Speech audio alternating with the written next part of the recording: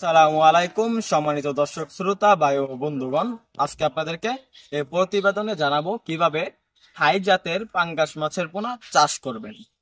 তো চাষি ভাইরা, বর্তমান সময়ে সবচাইতে বেশি আমাদের এখান থেকে বিক্রি করা হচ্ছে থাই জাতের পাঙ্গাস মাছের পোনা।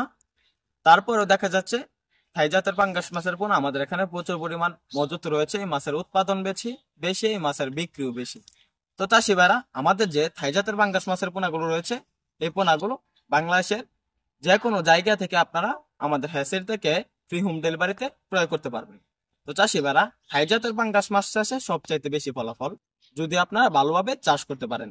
তো চাষি ভাইরা, সবচাইতে উপযোগী একটি মাছ থাই জাতের পাঙ্গাস, এগুলো কালচারে প্রচুর পরিমাণ সফলতা। তো চাষি ভাইরা, অবশ্যই থাই জাতের পাঙ্গাস মাছের পোনা ক্রয় করতে হলে এক সাইজের এক ক্যাটাগরি গ্রেডিং করা মাছের পোনা ক্রয় করবেন। কেননা এক সাইজের মাছগুলা পুকুরে এক সমান খাবার খাবে এবং এক সমান বেড়ে উঠবে।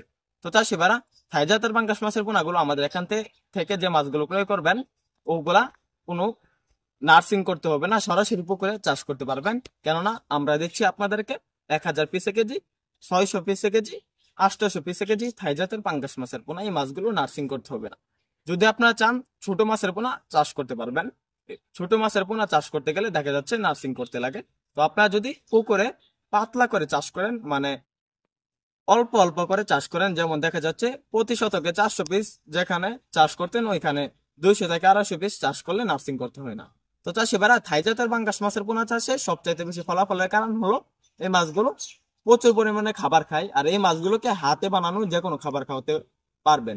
তো দেখা যাচ্ছে কিভাবে খাবার বানাবেন, যেমন সরিষার খৈল এবং বসি কুড়া, আবার রেশন কার্ডে চাউল, এগুলা দিয়ে আপনারা সাথে কিছু পাউডার বা নার্সারি মিশ্রণ করে আপনারা খাবার বানাতে পারবেন নিজে হাতে। তো চাষিরা, থাই জাতের পাঙ্গাস মাছের পোনা যে কোনো পুকুরে চাষ করা যায়।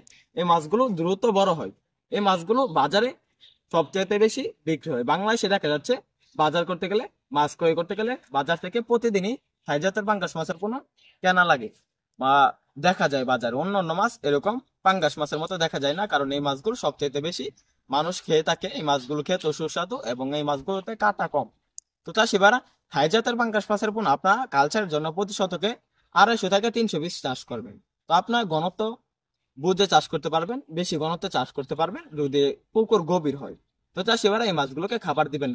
এই মাছগুলোকে আমাদের এখান থেকে ক্রয় করলে যে মাছগুলো ক্রয় করবেন, সরাসরি ফিড খাবার দিবেন। এই মাছগুলোকে দৈনিক দেখা যাচ্ছে যে মাছগুলো পুকুরে ছাড়বেন, যেমন 20 কেজি মাছ ছাড়লে ওই কেজির 20% খাবার প্রতিদিন দিবেন প্রথম মাস, তারপরে একটু বেশি দিবেন 25%, তারপরে 30%। মাছগুলো দ্রুত গ্রোথ আসবে এবং খাবার বাড়বে, খাবারের হার বাড়বে। তাই আমাদের এখান থেকে থাই জাতের পাঙ্গাস মাছের পোনা ক্রয় করতে পারবেন। থাই জাতের পাঙ্গাস মাছের পোনা এককভাবে চাষ করতে হবে। এই মাছগুলো এককভাবে চাষে সবচাইতে বেশি ফলাফল। যদি মিশ্রভাবে চাষ করতে চান, সাথে প্রতি শতাংশে 100 পিস বা 50 পিস করে দেশি শিং চাষ করতে পারবেন। বাড়তি খাবার ছাড়া এই মাছগুলো বড় হয়ে যাবে। তো চাষিবারা, আমাদের এই পুকুরগুলোতে প্রচুর পরিমাণ থাই জাতের পাঙ্গাস মাছের পোনা উৎপাদন করা হয়। তো চাষিবারা, থাই জাতের পাঙ্গাস মাছ কিন্তু অতি সহজে চাষে আপনার সফলতা অর্জন করতে পারবেন। এই মাছগুলো রোগ বেলায় কম, এই মাছগুলো খাবার খাওয়ার এবং বড় হওয়ার ধারণ ক্ষমতা প্রচুর পরিমাণে বেশি অন্য অন্য মাছগুলো থেকে। তাই আপনারা থাই জাতের পাঙ্গাস মাছের পোনা ক্রয় করুন। আমরা সারা বাংলাদেশে পাইকারি এবং ফ্রি হোম ডেলিভারিতে বিক্রি করে থাকি। আপনারা চাইলে আমাদের হ্যাচারিতে আমাদের স্ক্রিন দেওয়া নাম্বার যোগাযোগ করে সরাসরি এসে দেখে শুনে থাই জাতের পাঙ্গাস মাছের পোনা ছাড়াও নানা জাতের মাছের পোনা ক্রয় করতে পারবেন। মাছ চাষের সকল আকার তথ্য পরামর্শ আমাদের এখান থেকে নিতে পারবেন। আমাদের ভিডিওটি ভালো লাগলে আমাদের চ্যানেলটি সাবস্ক্রাইব করবেন। আবারও দেখা হবে পরবর্তী এরকম নিত্য নতুন ইন্টারেস্টিং প্রতিবেদনে। ধন্যবাদ।